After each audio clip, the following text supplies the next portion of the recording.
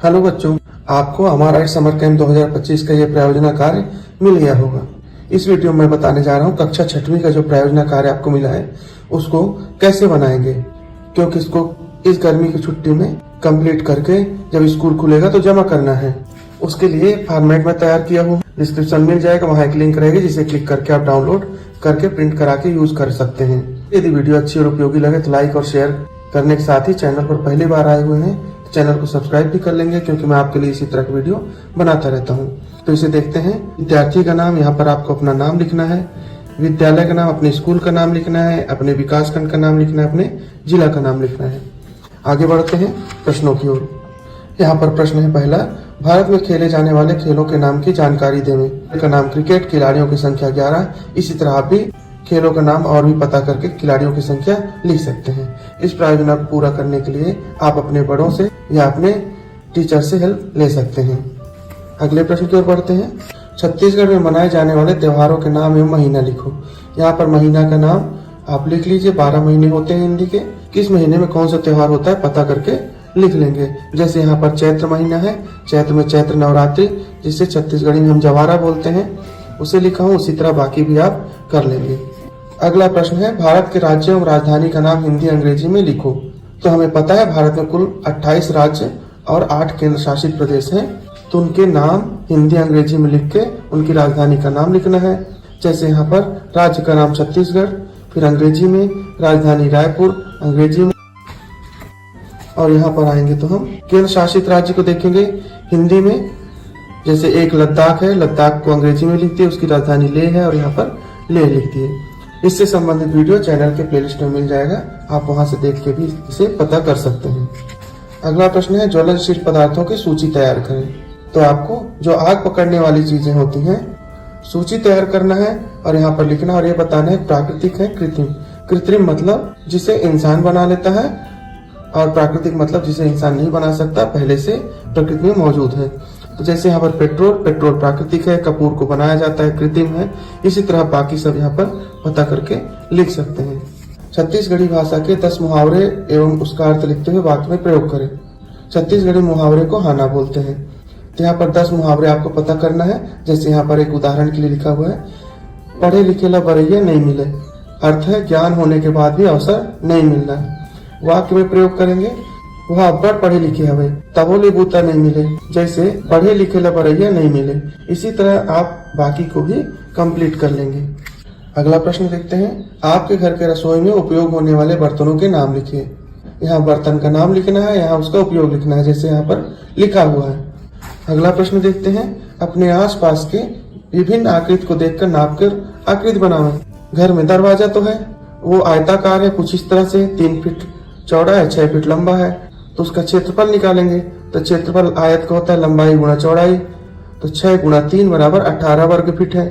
तो मैं यहाँ पर लिख दिया हूँ। इसी तरह आप भी कर लेंगे। दरवाजा, खिड़की, टेबल, इसी तरह की चीजों का आकार नाप के आप यहाँ पर लिख सकते हैं। आप अपने बस्ते के सामान का भी लिख सकते हैं। आपके गाँव या शहर में चलने वाले वाहनों के नाम उनके चक्कों के आकार के अनुसार लिखें, यानी छोटे चक्के से बड़े चक्के के अनुसार। मतलब सबसे छोटे चक्के से शुरू करना है और सबसे बड़े चक्के की ओर आना है। उन वाहन यानी गाड़ियों का नाम लिखना है और उसमें कितने चक्के हैं उसकी संख्या यहाँ पर लिखना है। जैसे मैं लिख दिया स्कूटर, स्कूटर में 2 चक्के होते हैं। इसी तरह आपको भर लेना है। अगला प्रश्न है, अपने गांव और शहर का नक्शा बनाकर शाला, मंदिर, पंचायत, सामुदायिक भवन, तालाब, स्वास्थ्य केंद्र, सड़क, चौराहा, बाजार आदि सभी को दर्शाएं। तो आप इसी तरह से संकेत पहले बना लेंगे। जैसे यहाँ पर एक चौराहा है, इस तरह का मंदिर है, सामुदायिक भवन, स्वास्थ्य केंद्र, तालाब, मुख्य सड़क। तो ऐसे करके आप उपयोग करके अपने गांव का नक्शा बना सकते हैं। जैसे उदाहरण के लिए एक नक्शा बना हुआ है, इस तरह चिन्ह बना है, मतलब ये मुख्य सड़क हो गई, यहाँ पर बाजार हो गया, ये चिन्ह बना है मतलब मंदिर हो गया, सामुदायिक भवन, विद्यालय, ये तालाब हो गया। तो इस तरह से आप यहाँ पर अपने गाँव का जो भी नक्शा है उसको, या अपने शहर मोहल्ले का जो नक्शा है उसको खाली पेपर में से बना के ले जाएंगे। अपने गांव का इतिहास लिखिए। तो यहाँ पर अपने गांव के बारे में पता करके यहाँ पर पूरा लिखना है कि पुराना कैसे था, हमारा गांव इतने वर्ष पुराना है, इसका नाम ऐसे पड़ा, क्यों पड़ा, यहाँ पर क्या क्या चीजें पहले थी, वो सारी बातें यहाँ पर आप लिख देंगे। 11 नंबर का प्रश्न है, प्रत्येक छात्र अपने घर, बाड़ी, अन्य क्षेत्र में एक वृक्ष लगाकर एक फाइल में उसकी ऊंचाई, सप्ताह में मापकर वृत्त को सेंटीमीटर में अंकित करेंगे। स्कूल खुलने पर यह फाइल जमा की जाएगी। विश्व पर्यावरण दिवस 5 जून को होता है, उसी के उपलक्ष्य में है। तो कुछ इस तरह का कॉलम रहेगा आपका। लगाए गए पौधे का नाम यहाँ पर लिखना है, पौधा लगाने की तारीख लिखना है। मान लीजिए आप नीम का पौधा लगाए तो नीम लिखेंगे, किस तारीख को लगाए उसको यहाँ पर लिखेंगे। फिर हर सप्ताह हर 7 दिन पे ऊंचाई नापनी है, तो जिस तारीख को आप नापेंगे अपनी स्केल से यहाँ पर उस तारीख को लिख देंगे और कितना सेंटीमीटर आपको ऊंचाई मिली उसको यहाँ पर लिखते जाएंगे। अगला प्रश्न है मलेरिया व डायरिया से बचने के उपाय लिखें। तो मलेरिया के लिए पहले मलेरिया फैलने के कारण, फिर बचाव के उपाय। कारण आप जानते हैं मच्छर काटने से होता है, तो मच्छर न काटे उसके लिए जो उपाय होते हैं उसको यहाँ पर लिख देंगे। डायरिया फैलने के कारण, डायरिया दूषित जल और भोजन से होता है, तो उससे बचाव के जो उपाय होंगे वो यहाँ पर लिख देंगे। तो यहाँ पर कारण और बचाव आपको स्पष्ट लिख देना है। प्रश्न 13 में आते हैं अपने मन से सामान्य ज्ञान के कोई 10 प्रश्न बनाएं और अपने साथियों के साथ मिलकर उनका उत्तर ढूंढें। यहाँ पर आपके मन में जो भी प्रश्न आते हैं 10 प्रश्न आपको लिखना है और फिर अपने दोस्तों से साथ मिलकर उसका उत्तर ढूंढ के यहाँ पर लिखना है। अब इतना सारा काम कर लिए तो यहाँ पर ये प्रश्न आया है, उक्त गतिविधियों को पूर्ण कर अपने माता पिता चाचा चाची दादा दादी भाई बहन में से किन्हीं 3 लोगों को दिखाएं, उनकी प्रतिक्रिया लिखें। मतलब अपने घर के बड़ों में से किन्हीं 3 लोगों को इसको दिखाएंगे कि हमने ये काम किया हुआ है। तो यहाँ पर किसको दिखाए हैं उसको यहाँ पर लिख देंगे।